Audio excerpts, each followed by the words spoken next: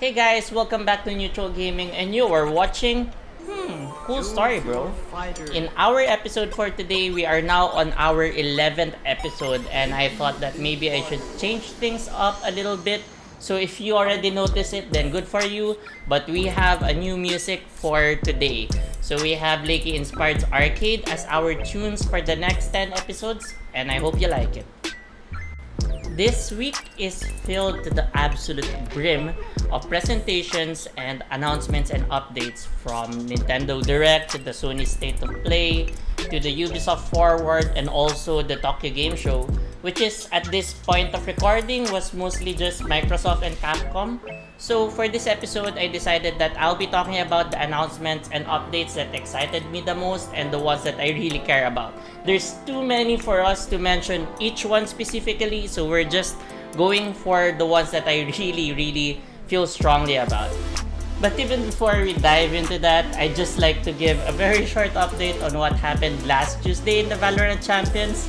FunPlus, Phoenix, and XSET just had a really terrific, contentious, and memorable series, and I wanted to, just spend a little bit of time talking about what happened there before we head to the game news and updates. So, here's our esports news for now. XSET versus FunPlus Phoenix Extension Bonanza. XSET and FunPlus Phoenix just had what could probably be the most contentious and most memorable series in VALORANT Champions, which could probably only be topped by the matches coming this weekend. XSET and FPX went the distance as they took their lower bracket quarterfinal series to the very limit, hitting 3 maps, with FPX taking the win on map 3 in a very close 13-11 score. But wait, there's more! An hour and a half later, Riot issued a replay of the final map of the series because of a Killjoy bug, which actually led to XSET winning the replay map, sending the game to overtime.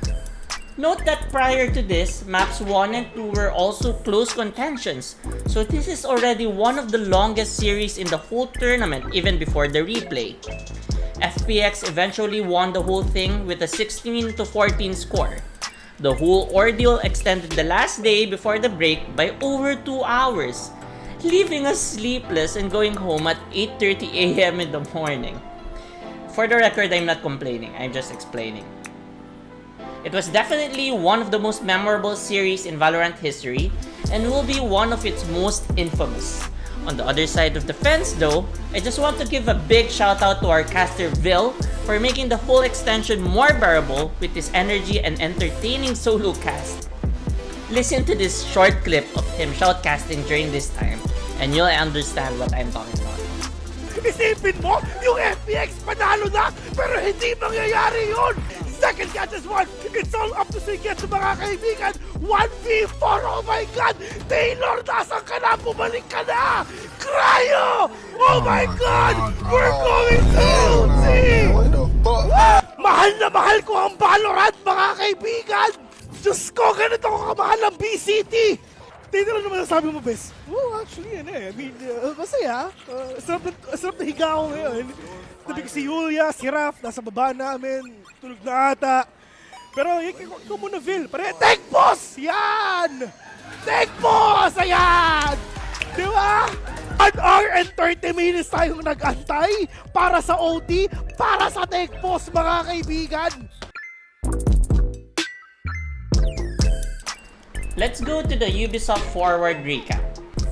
For the Ubisoft Forward, the most exciting news for me is the deluge of Assassin's Creed announcements. Of course, we have Mirage, which we've already confirmed earlier this month, but also 2 Assassin's Creed games set in Asia, codenamed Red and Jade. Codenamed Red will be set in Japan, while codenamed Jade will be a mobile game set in ancient China. I'm super excited for these developments and looking forward to what's coming next for the Assassin's Creed franchise. Oh, and by the way, they sent me this Assassin's Creed art book chronicling the past 15 years of the series ahead of Ubisoft Forward, and oh boy did that add to the excitement.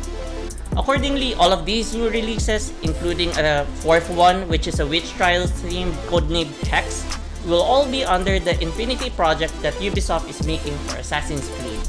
So, apparently, All of the past rumors about Infinity and all of the seemingly conflicting reports were all true.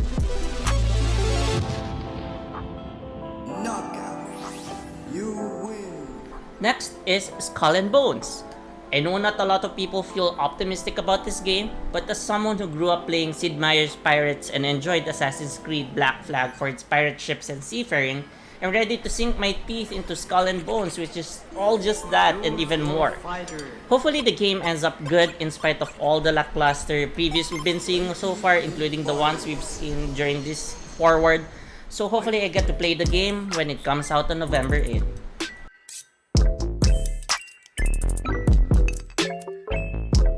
During the Forward, Ubisoft also showed some preview of Rainbow Six Mobile and announced a closed beta test. I got some codes for this myself and I'm planning to write about my experience playing the game on Clutch Points one of these days. So I'll make sure to also talk about my experience in the next episode of Cool Story Bro, so make sure not to miss it. Up next is our Nintendo Direct recap. There were 3 big games announced during the Nintendo Direct that I'm definitely going to keep tabs on. The first one's the new Fire Emblem Engage game. Weird title, by the way, with its Pepsi-colored protagonist, and I don't know why Intelligent Systems went with that design. This new Fire Emblem game is advertised to have both old characters and new customizable ones, so there's a balance for new content and some good old fan service. 3 houses would be pretty tough to top, so I'm not really holding my breath for this one. Fire Emblem Engage is coming out on January 20, 2023. The second game is of course the new Octopath Traveler game, aptly named Octopath Traveler 2. Wasn't able to finish the first one because of how grindy it became late into its story, but I'll give the second one a try nonetheless. Sorry for Nintendo though, as this game won't be a Nintendo Switch exclusive anymore at launch like the original. Instead, this one's coming out on PC, Switch, PS4, and PS5 on February 24, 2023. And finally, for the third one, of course, the most important, the Breath of the Wild sequel, this time called Legend of Zelda: Tears of the Kingdom. Just a side note, it's another funny title given what happened to the Queen of England just last week, but anyway, of course I'm hyped for this game. But having waited this long has made me feel a little bit reserved towards it. So I'm sure that I'll be picking it up when it comes out in May 12, 2023. But I don't feel super duper excited about it right now. Maybe when we get nearer to the release date, I'd feel more giddy, but not right now. Of course, we saw some new footage of the game in the Nintendo Direct, and it's really, really wonderful. And if we can just get a fraction of how good Breath of the Wild was, then Tears of the Kingdom is going to be a good game. Let's go to the blue corner and talk about the Sony State of Play. Tekken 8 finally got an official trailer after it got teased just a tiny bit in EVO. And so far, it's looking good.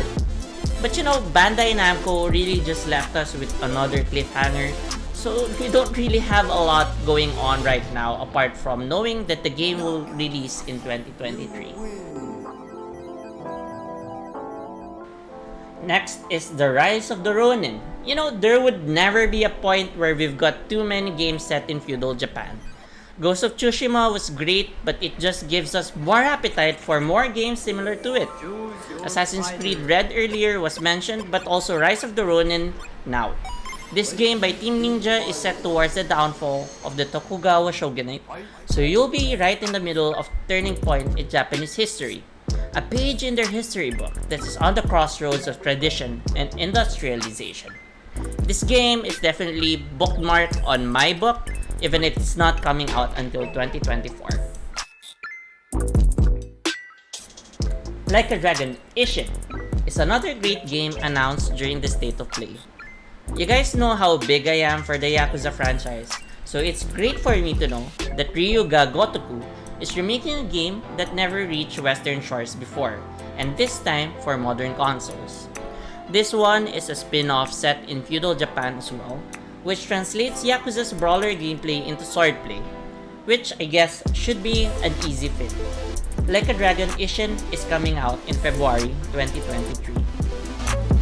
Of course, the state of play can't end without having a segment for God of War Ragnarok. This time it showed the new story trailer as well as a God of War Ragnarok inspired blue controller. Not gonna lie though, the game looks sick and I'm looking forward to play God of War Ragnarok when it comes out. But first, I've got to finish the first game first before this comes out on November 9th.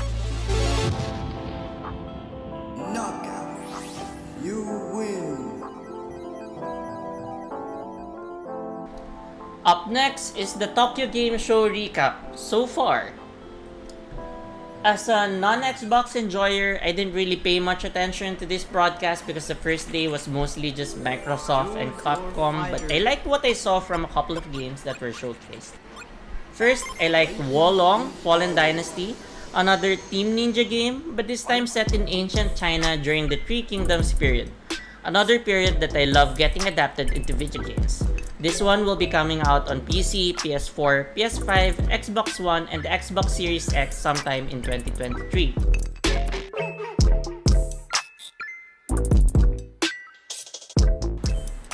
Another game that I took notice on is Eiyuden Chronicle 100 Heroes, which is a Suikoden spiritual successor that we also talked about last week's episode.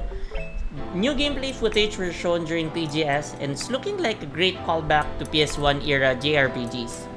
Hopefully this one turns out just fine. Eiyuden Chronicle 100 Heroes is coming out in 2023 on the Nintendo Switch, PS4, PS5, Xbox One, Xbox Series X, and on PC.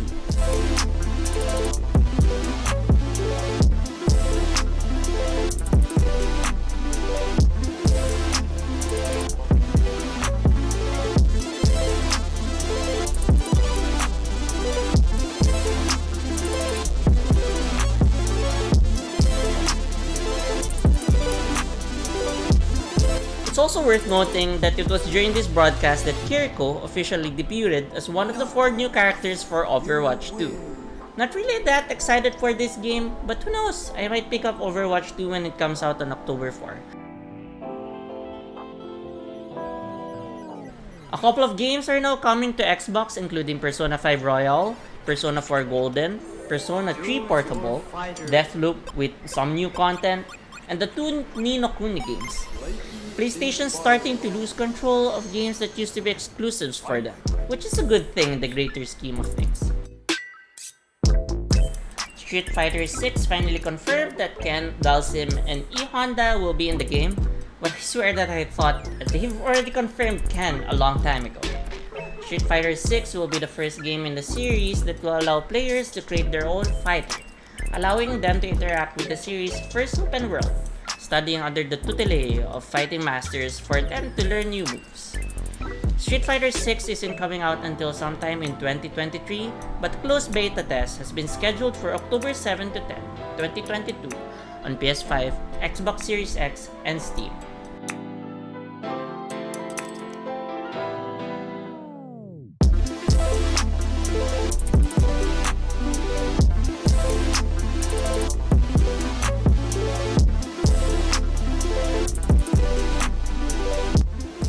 And that's it for this very meaty episode of Cool Story Bro. I hope you guys enjoyed listening to me talk about games that are still on the horizon, not coming out anytime soon, and video games that I really care about and look forward to, as much as I enjoyed making this episode for you guys. And I do hope that we'll be able to grow this channel together, so you could do me a favor by liking, subscribing, and sharing this to your social media platforms and to your friends as well. I believe that we can grow neutral gaming together and make Cool Story Bro a much more bigger thing in the future. So I'm really looking forward to making more content for you guys in Cool Story Bro and in beyond. So well, that's it for this episode. I hope to see you guys again next week. But for now, stay frosty.